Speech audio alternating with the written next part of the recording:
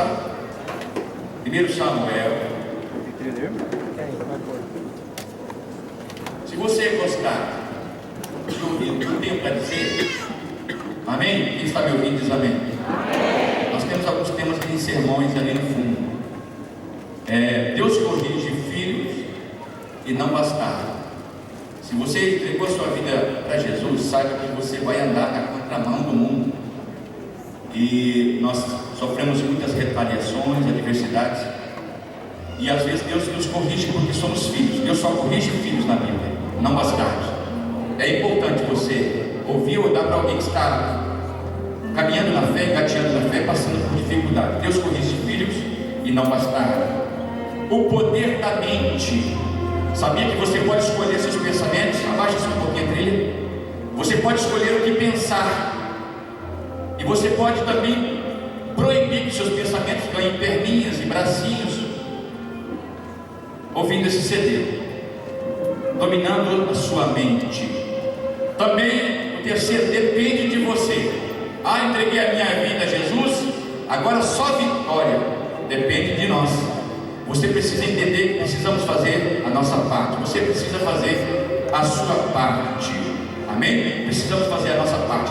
Depende de você, irmão. Depende de nós. E em quarto lugar, o que é caráter? Diferente de reputação.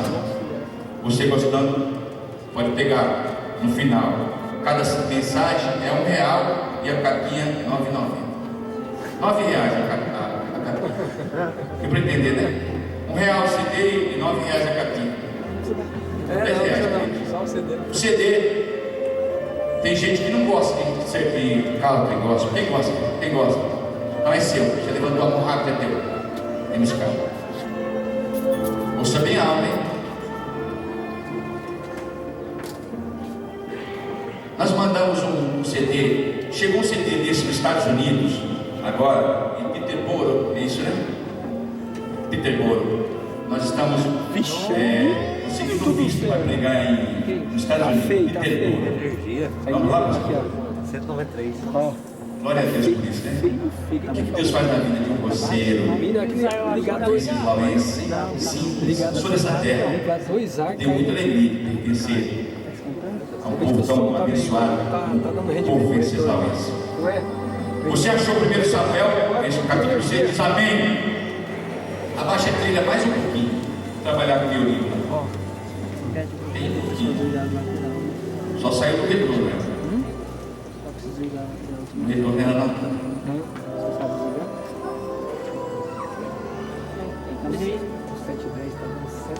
1 Samuel capítulo 6, 127. versículo 4 em diante. 224.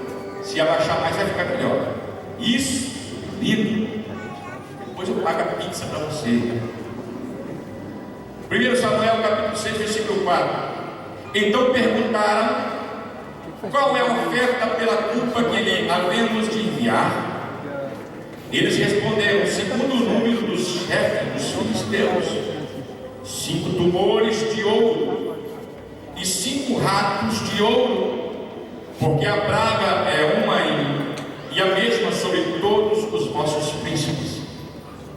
Fazei, pois, imagem dos vossos tumores e dos ratos que andam destruindo a terra, e dai glória ao Deus de Israel. Porventura aliviará o peso da sua mão sobre vós, e de sobre o vosso Deus, e de sobre vossa terra. Porque, pois, endureceríeis os vossos corações, como os egípcios, e Faraó endureceram os seus corações? Porventura, depois de os haver Deus castigado, não deixaram ir o povo, e este não se foi? Agora, pois, fazei um carro novo. Diga comigo, um carro novo. Está muito fraco. Diga comigo, um carro novo. Um carro novo. Tomai 2 vacas. Diga comigo, 2 vacas. Que estejam criadas, sobre as quais não tenha havido jugo. Atai o carro e levai os seus bezerros de após elas para casa. Tomai a arca do Senhor e pôde sobre o carro. Também metei no cofre ao lado a joia de ouro que haveis de oferecer ao Senhor como oferta pela culpa. Assim enviareis para que vá. Reparai então, se ela subir pelo caminho do seu termo a Bet-Semes, foi ele que nos fez este grande mal. Mas se não, saberemos que não foi, e a sua mão não nos feriu, e que isso nos sucedeu por acaso. Assim, pois, fizeram aqueles homens, tomaram 2 vacas que criavam, ataram-no ao carro e encerraram o bezerro em casa. Também puseram a arca do Senhor sobre o carro, bem como o cofre com os ratos de ouro e com as imagens dos seus tumores. Então as vacas foram caminhando diretamente pelo caminho de Bet-Semes, seguindo a estrada, andando e berrando. Diga comigo, andando e berrando, sem se desviar nem para a direita nem para a esquerda. E os chefes dos filisteus foram seguindo até o termo de Bet-Semes. Amém. Hoje nós já ouvimos sertanejo, já cantamos country, e nós vamos falar de boi. Amém? Posso? Olha para o teu irmão, cara de profeta aí, e fala assim: hoje, olha para ele, nós vamos aprender com as vacas. Aleluia. É possível. Aceita o seu lugar.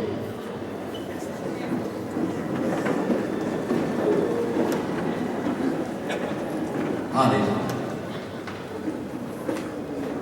Como é sabido de toda a igreja, daqueles que são leitores da palavra de Deus, sabe que constantemente Israel viveu em guerras e em conflitos com seus vizinhos, com os adversários, filisteus, amorreus. Até hoje está assim. Nós estamos com a viagem para lá, né, pastor? E está difícil, está bombardeando. A Diz está com medo, a Diz está filmando lá, está com medo. E eles estão com conflito direto. Nós estamos com 59 pessoas para levar para lá em setembro agora.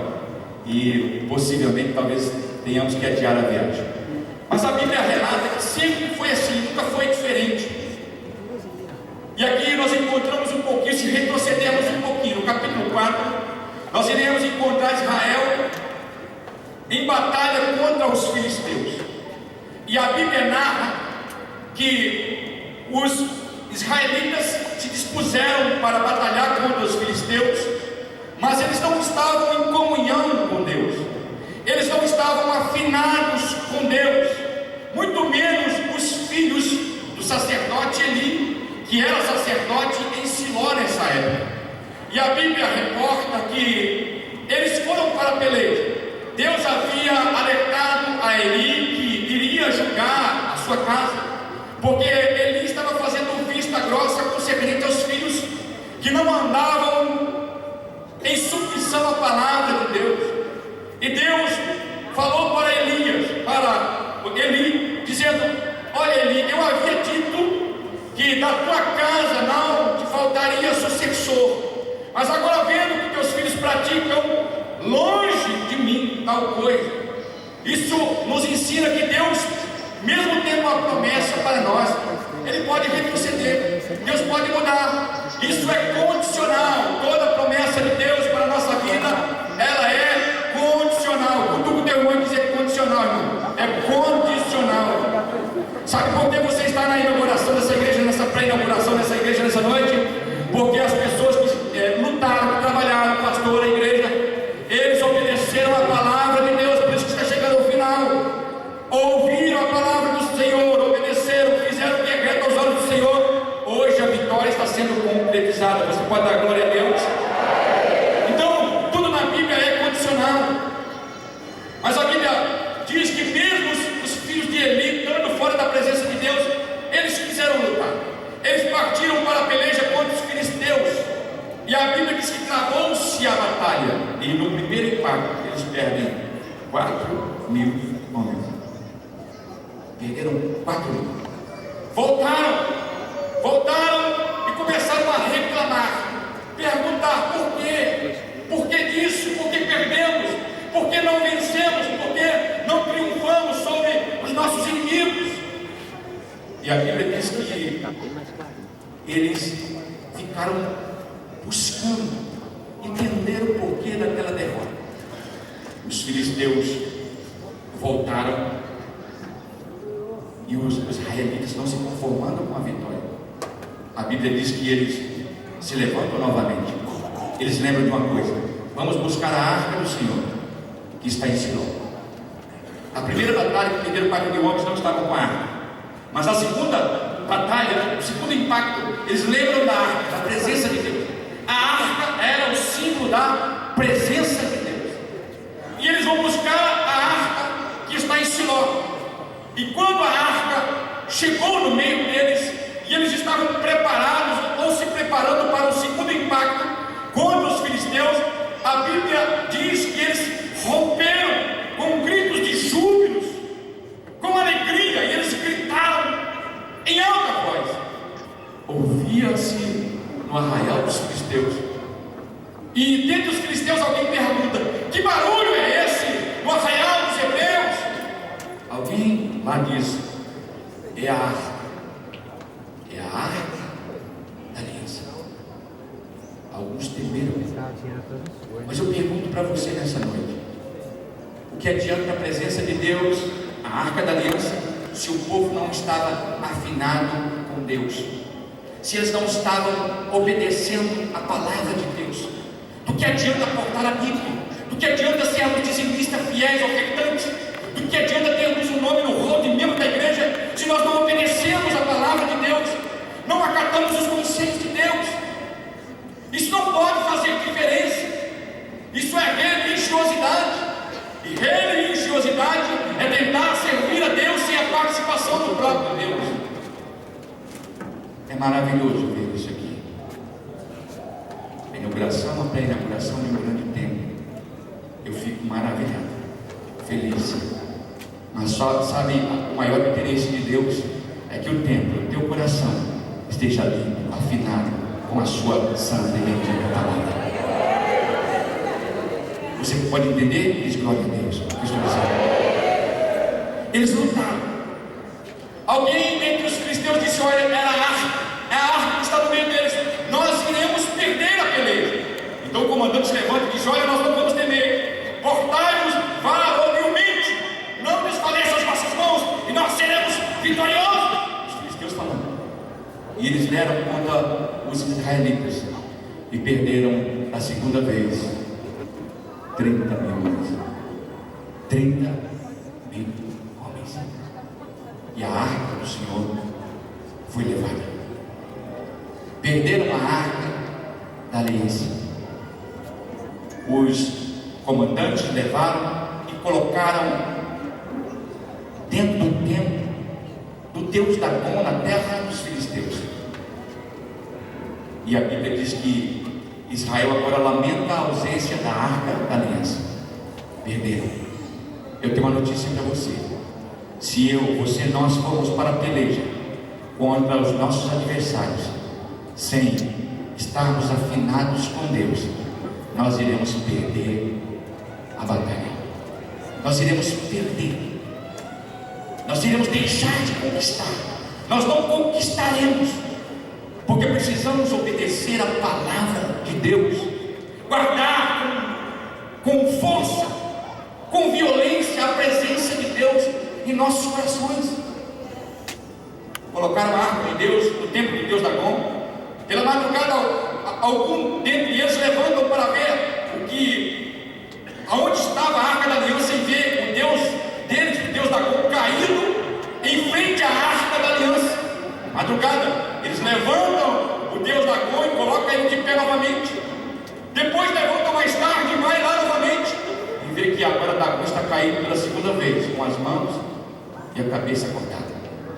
Porque a presença de Deus é poderosa. A presença de Deus é poderosa. A arca de Deus, a arca da aliança, ficou na terra dos filisteus por espaço de 7 meses. Asdod, Ecrom, Gat, Asquelon.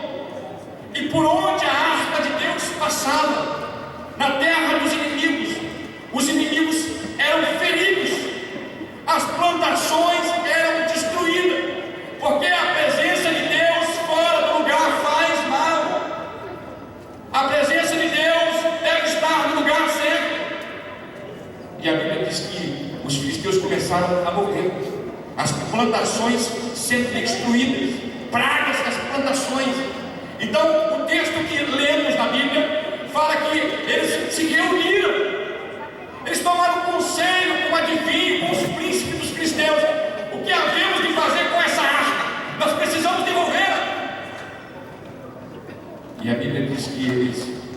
consultaram os sábios, os adivinhos, e eles falaram assim: nós vamos devolver a arca do Senhor, nós não vamos devolver vazia, nós vamos dar uma oferta ao Deus deles. Olha que coisa linda. Quando Deus quer, até os filhos do diabo têm que ofertar no reino de Deus. Você acredita assim? Diz glória a Deus. Olha o mover de Deus, olha a cabeça do ímpio, alguém que não temia a Deus. Nós não vamos enviar a arca só, nós vamos enviar também a oferta por nossa culpa. E a Bíblia diz que eles fizeram. Quantas ofertas nós iremos enviar? Eles contaram os príncipes dos filisteus, eram 10. Amém? Por que eram 10? Porque foram 5 ratos de ouro e 5 tumores de ouro. E a Bíblia diz que eles resolveram devolver e mandou fazer um carro novo. Um carro novo. Diga comigo, um carro novo. 2 Coríntios 5,17. Se alguém está em Cristo, nova criatura é. As coisas velhas se passaram e eis que tudo se fez novo. Deus quer andar no carro novo, um coração novo, regenerado, uma vida regenerada, uma vida restaurada. Muitas pessoas que não abandonaram os hábitos velhos. Deus não quer andar em carro velho. A presença de Deus não pode estar misturada com coisas velhas. Por esta razão, você está nessa noite em um templo novo para adorar e bendizer o nome do Senhor.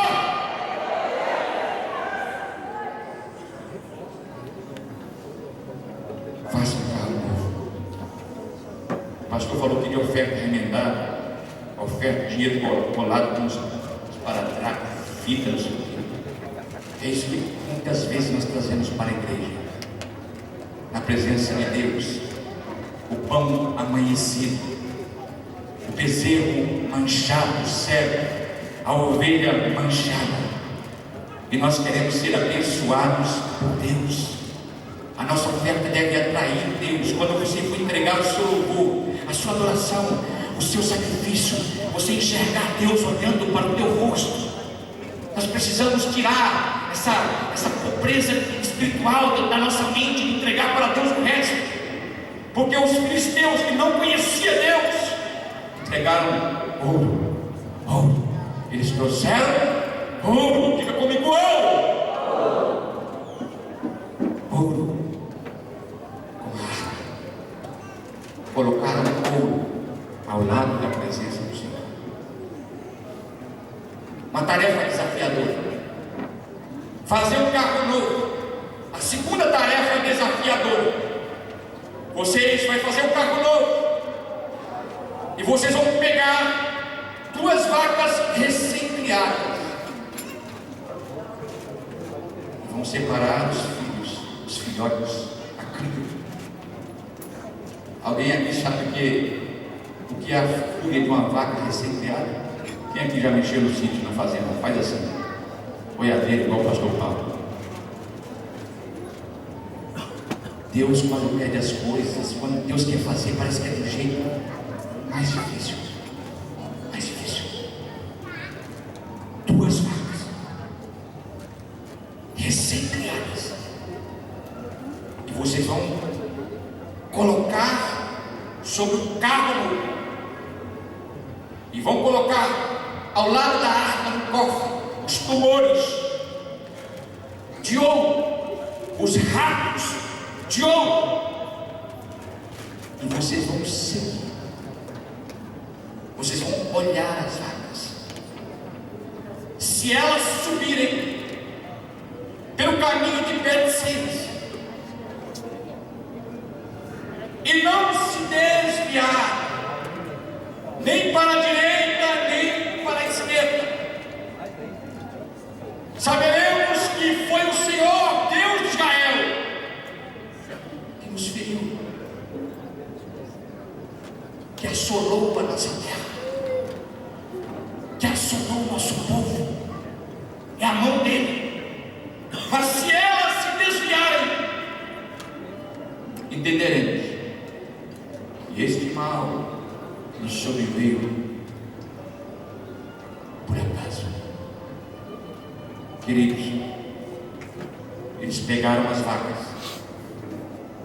recém-criadas. E eu quero refrescar a tua memória para o texto bíblico, que as vacas ainda não tinham recebido jugo. O que é isso? Não havia sido domadas, elas não haviam sido amansadas, adestradas.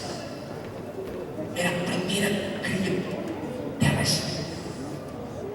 E os filisteus tiveram esse trabalho simplesmente para entender a boa, a perfeita, agradável vontade de Deus. O que você está fazendo para entender a boa, a perfeita, agradável vontade de Deus para a sua vida? Tem algum sacrifício? Depende de você. É o tema do CD e mensagem. O que você está fazendo? Às vezes cruzamos os braços. Não, Deus tem que fazer tudo.